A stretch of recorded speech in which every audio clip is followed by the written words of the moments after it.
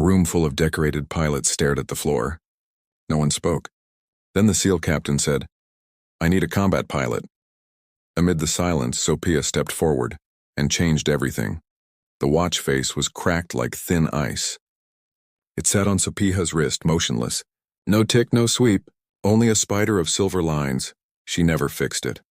Time was a thing she carried, not a thing she obeyed. The hangar smelled of solvent and sleep. Night crews had left coffee rings on the wing route. A gull screamed outside and the sound echoed like a switchblade. She ran a hand along the fuselage. Not hers, not really. She had flown worse. She had flown better. What she needed tonight was anything that would climb when told. Her wallet lay open on the tool cart. 2 receipts. 1 faded photo, no cash. She stared at that empty rectangle of leather. It felt like a throat closing. Boots thumped on concrete. A group of men in dark shirts came in without words. They moved like the weight in a clock, each aware of the others, never colliding. The SEAL captain set his helmet down on a crate. He looked around the hangar. He didn't look at rank. He looked at hands, faces, scars. "I need a combat pilot," he said. Silence spread. Not the soft kind. The kind with edges. A couple of officers glanced at each other. Someone coughed. Aircraft metal clicked in the cooling air. Sopiha heard neither her name nor permission. Her feet moved first. Then her voice. "I'll fly." A lieutenant with a tidy mustache frowned. "You're not on the roster." "Neither is tonight," she said. The captain studied her. Brown eyes flat and still like water at night. His gaze fell to the broken watch. "Does it work?" "It did," she said. He nodded once. "Walk with me." They crossed the tarmac. The wind blew grit against her shins. Out beyond the fence, a road cut the desert like a line of chalk. Dust curled over it, soft as breath. The captain spoke while they moved. "Extraction. Canyon country." "Wrong moon. Wrong wind. Right target." "How hot?" she asked. "Hot enough that bravado gets people killed," he said. "Hot enough that silence keeps them alive." They reached a map set on a barrel. He tapped a finger at a valley. "In there. Radar behaves like a drunk. Terrain eats signals. We need a pilot who can thread a needle in a moving truck."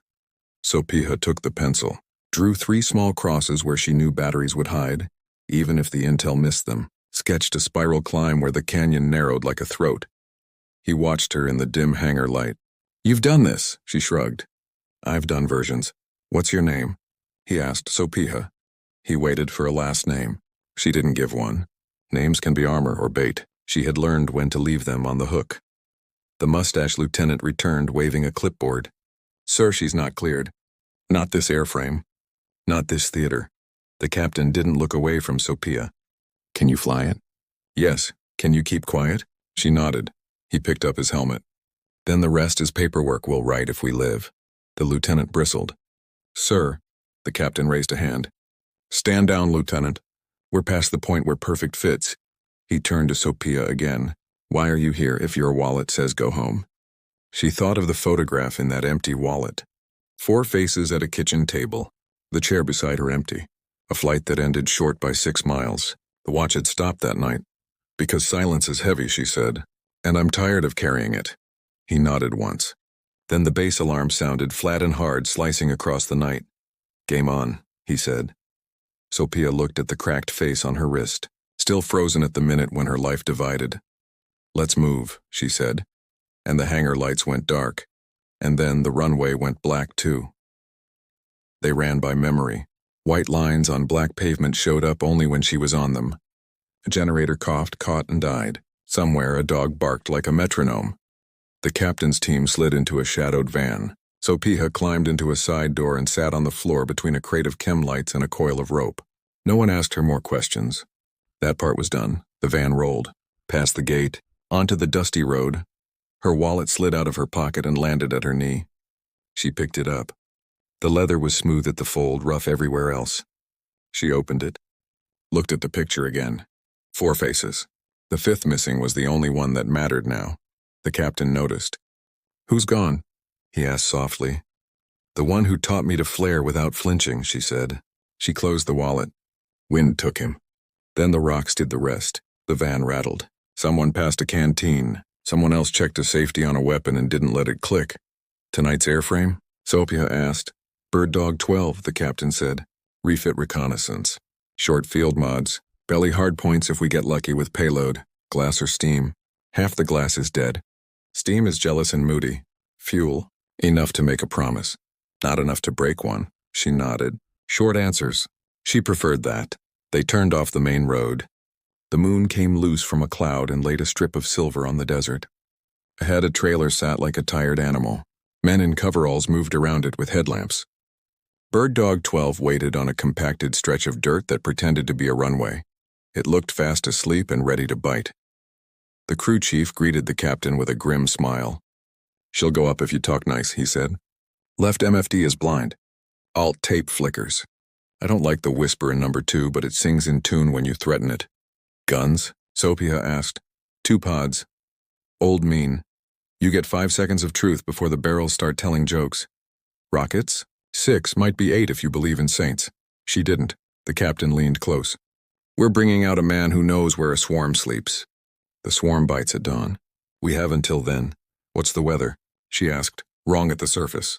Wrong above the ridge. Right in the valley if you dance. She walked around Bird Dog 12 with her hands behind her back, eyes only. The broken watch felt heavy. The night pressed like a palm on a bruise. In the cockpit, the altimeter needle twitched like a moth. She tapped the glass. It steadied. She tapped again. It trembled. Don't lie to me, she whispered. She strapped in. The crew chief handed up a small plastic bag. Gift, she looked. A fresh cotton strip for the cracked watch. Superstition is a system, he said. If your wrists are steady, ours are too. Sopiha buckled the watch tighter. Let the silent face sit exactly where she could see it. A reminder that time wasn't on her side and never had been. The captain came on the intercom. Call sign? She thought for a breath. Mute. Copy that, mute. I'm Snake. Makes sense, she said. The engine caught like a question and then became an answer. Roll. Small bumps translated through the seat into bone. The dusty road at the strip end looked thin and shy. She wanted more runway. She had what she had. Throttle, she said to herself. Stick, she said. Left hand, do not be brave. Right hand, do not be lazy. She reached rotation speed and felt the ground think about letting go. The moon hid. The wind crossed the field as if it owned it. She lifted anyway. Bird Dog 12 climbed with the stubborn grace of a mule going up old stairs. The radios hissed and then cleared. Mute, Snake, the captain said. When we drop comms, drop fear. I don't carry it, she said. They turned toward the canyon country. The desert stretched out flat and then buckled up at the edges. Dark ridges, darker hollows. She saw a faint orange blink far off where someone else's night was on fire. Navigation? Snake asked. Map. Terrain. Gut. I'll take the first 2, he said dryly. They crossed a highway with 3 lonely trucks dragging their ghosts behind them. She caught the glint off one windshield. For a second it flashed like the broken watch. Nothing moves the same way twice, she thought. They entered the foothills. Wind climbed the slopes and rolled over the top like a dog over a sill. The alt tape flickered again. She ignored it. Numbers are useful until they aren't. Mute, be advised, another voice cut in. 2 fast movers cold to hot 20 minutes out, northern arc. Your corridor is yours for 15. Then it becomes theirs. Copy, she said. She slid the aircraft between 2 ridgelines where the rock came close enough to read. The canyon accepted them without comment. Down here, sound curves. Bullets do too. Snake's team checked gear. She heard zippers, the delicate squeak of a glove against metal. The small private noises of men who knew the next hour could be the last. LZ is a dry riverbed with a kink, Snake said. If the wind argues, we hug the left bank. Copy. They rounded a corner of stone and the valley opened like a mouth. It was beautiful in the way a shark is beautiful. Absolute design. Absolute indifference. Her HUD blinked, sneered, steadied. She lined up the path she would use on the way out if the way out still existed. Mute. A whisper came over the secondary net. It was an Overwatch unit. Lights in the orchard 4, no 5. They're on an outward pull. You will get scanned. I'm not here, she said, and lowered to the height where rocks become neighbors. The first search beam slid across the canyon wall behind her. It found nothing. Nothing is what she was good at being. She was 20 seconds. From the LZ when the tone woke like a snake behind her. Ear, sharp, unmistakable, missile. lock. And then the first contrail wrote her name across the night. False names. True fire. Sopiha didn't flinch. She rolled left into the canyon's shadow and fed the aircraft a long, patient breath of throttle. The missile chased where she had been. Air remembered her shape and lied for her. It blew past and died against stone high up where no one watched.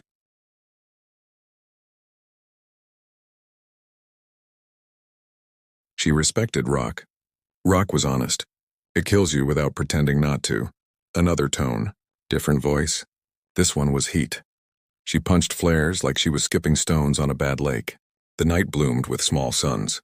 Heat loves heat.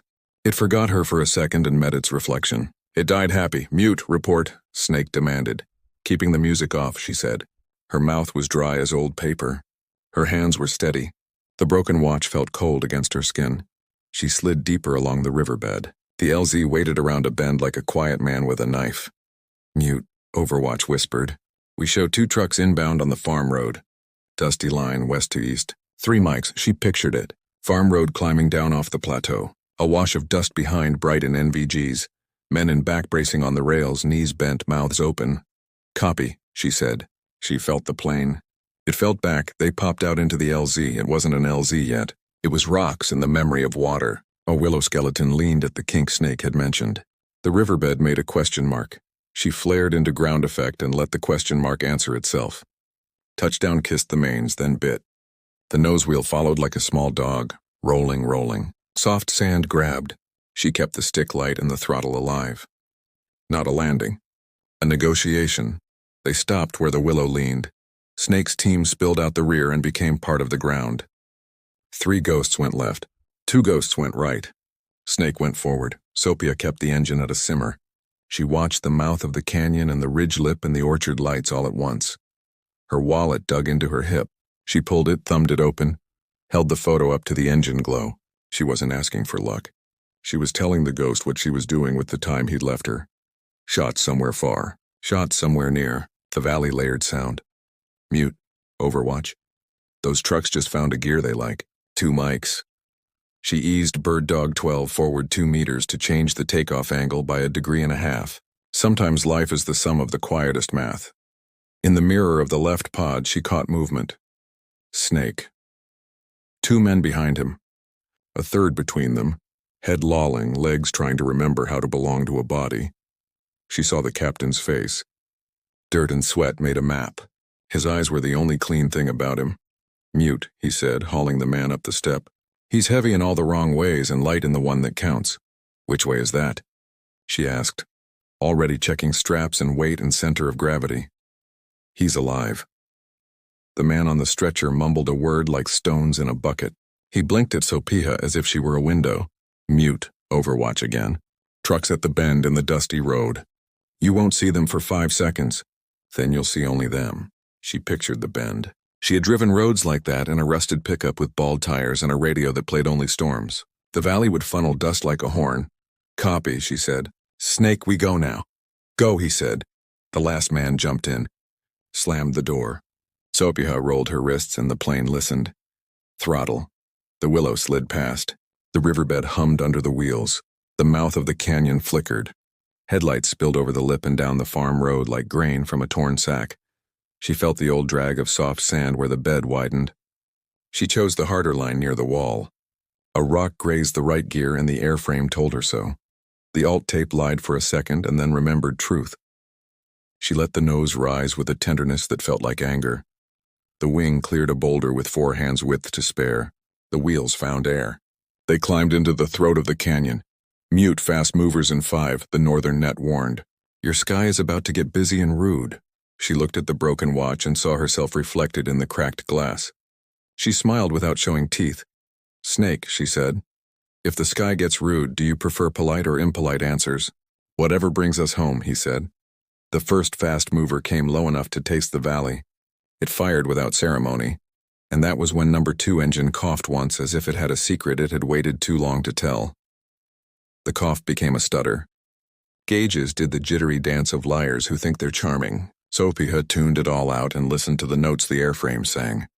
Mute? Snake asked. The question he did not want to ask knifing its way through comms. Still here, she said. Engine 2 has opinions. I respect them, but I'm not letting them vote. She bled a sliver of power. Let the airflow even itself out. Trimmed with old-school patience, the jet above them burned past the next chimney and banked. It overshot as fast movers do when they fly into a place that remembers only slow things. Overwatch status on the road? She asked. Trucks at the orchard now, came the reply. They're dumping men like seed. Copy. She threaded Bird Dog 12 between two shoulders of stone and felt the wash tap the tail. Rock is honest. It will warn you once if it can. Mute, Snake again. If you have to put us down, I'm not putting you down, she said. I will bring you up and then I will bring you home. Silence and then, Roger that. There is a point where fear becomes small because the next task is large. She lived there.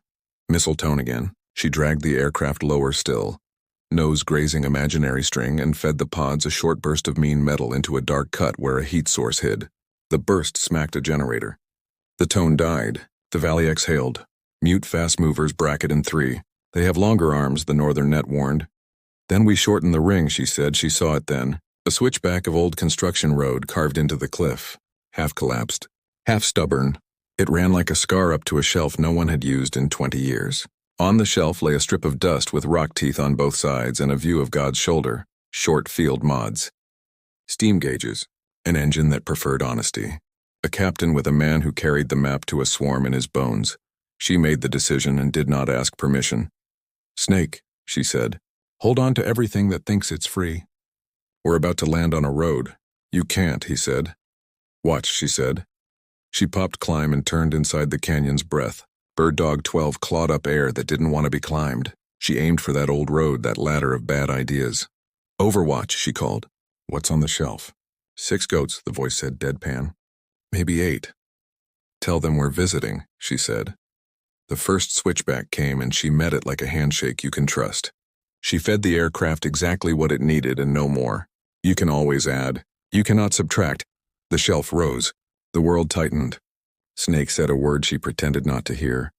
She straightened the approach in one smooth laugh of motion. Wheels down, flaps where superstition meets science.